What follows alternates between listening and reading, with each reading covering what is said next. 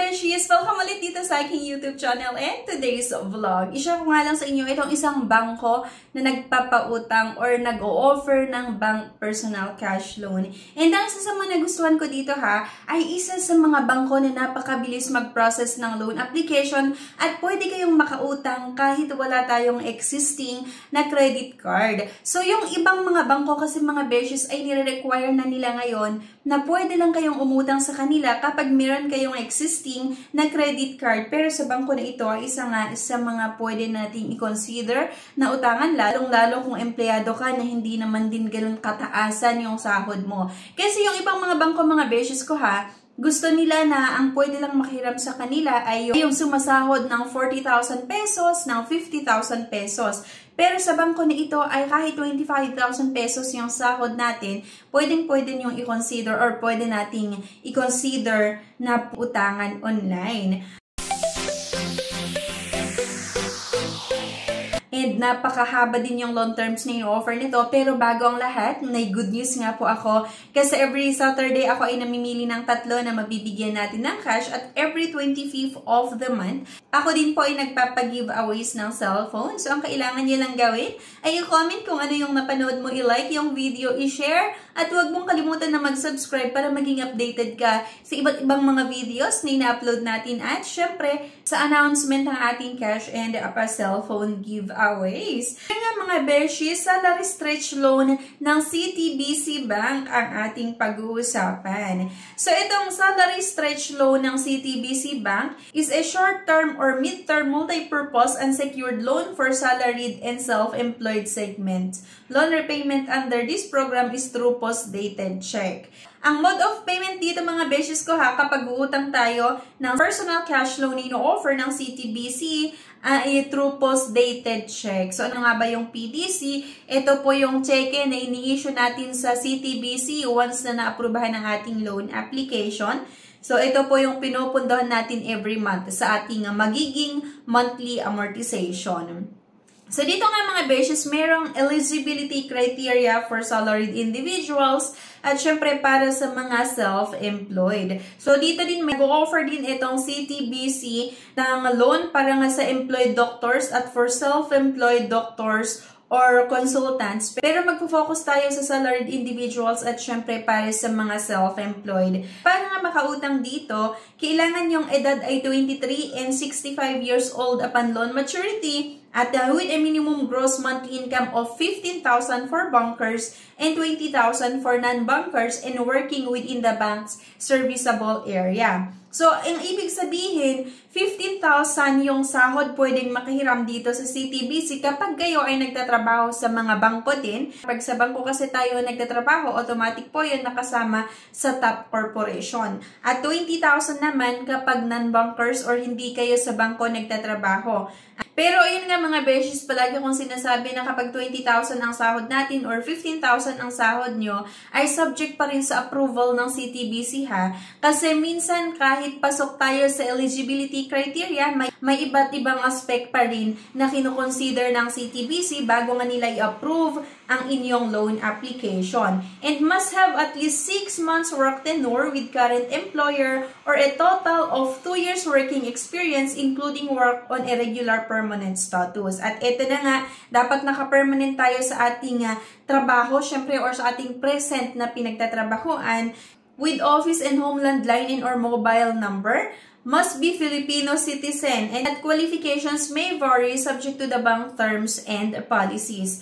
At para naman sa self-employed individuals, ito yung eligibility criteria. Ito lang naman mga Beshies yung mga kailangan yung tandaan. Para ma-check nyo din sa inyong mga sarili kung pasok kayo sa eligibility criteria at kung pwede kayong makautang dito. Dapat yung edad kapag self-employed ay 25 hanggang 65 years old upon loan maturity with a minimum gross monthly income of 20,000 and working with the bank serviceable area. Have a business registered in existence of operation for at least 3 years for service industries or 5 years for trading in other industries with office and homeland line in or mobile number.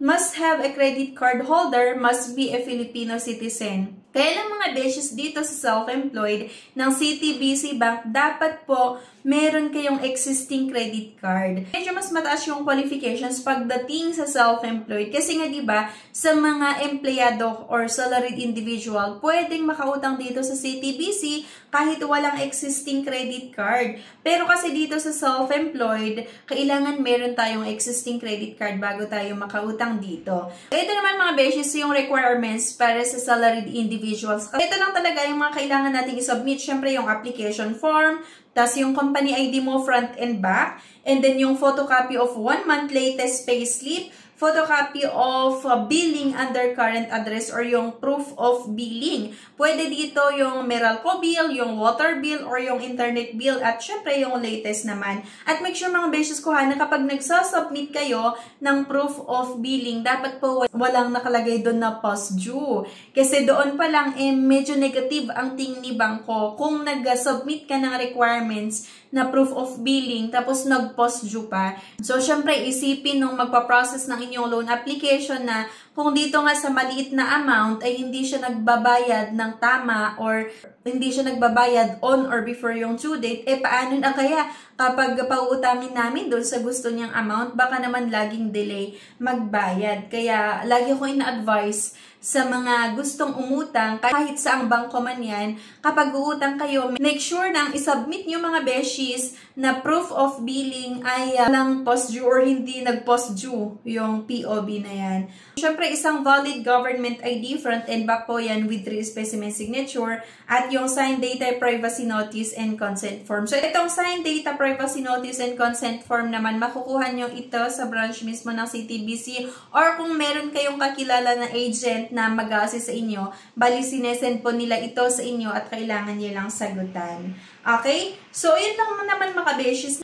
Kung talagang empleyado ka, napakabilis lang i-provide itong requirements ng CTBC kasi nga hindi kailangan ng credit card. So, yun, yung company ID mo lang, front and back, isang valid government ID, front and back pa rin yan, 1 month latest payslip, yung COE, at yung proof of billing. So, yun lang mga beshies, yung mga kailangan yung isubmit, pwede na kayong makautang dito sa CTBC Bank. At syempre, pumasa naman tayo sa eligibility criteria. Okay? So, para naman sa mga self-employed, ito yung mga kailangan nating isubmit. Completely filled out application form pa rin, at 2 valid government ID with 3 specimen signatures, syempre front and back pa rin yan.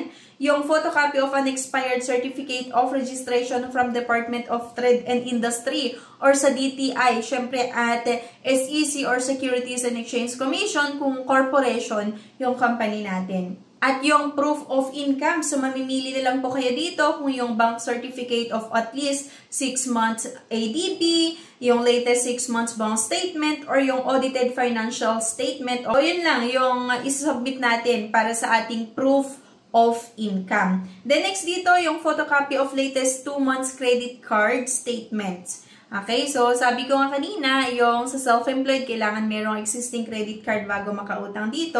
So, kailangan nga nating isubmit yung 2 months latest credit card statement at yung photocopy of face of credit card. So, yun nga mga beshes, may paalala lang ako, kapag nagsasubmit kayo ng copy ng inyong credit card, yung harap lang ha, yung isubmit nyo kahit anuman or kahit saang bangko kayo utang. At sinabing ang credit card ay isa sa mga requirements na isubmit nyo, yung front lang yung dapat sinasubmit at huwag nyo nang isama yung back portion ng inyong credit card. Kasi once na sinama mo yon, pwedeng makakase yung account mo pag binigay mo yung back portion ng yung credit card kasi nandoon yung 3-digit code, di ba? Na kung saan pag nakuha yun, possible na mahack na ang ating account. Then yung proof of billing under current address or POB, yung internet bill, water bill, at yung electric bill. List of 3 suppliers and 3 customers at yung signed data privacy notice and consent form with letter of authority to conduct bank checking. Yung interest rate nga ng CTBC Bank Salary Stretch Loan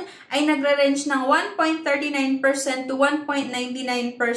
Okay? At meron itong payment terms na 12 months, 18 months, 24 hanggang 36 months or hanggang 3 years. So, napakahaba yung long terms na ino-offer. At dito din naman talaga sa interest rate ay nagre-range lang ng 1.39 to 1.89%. 99%.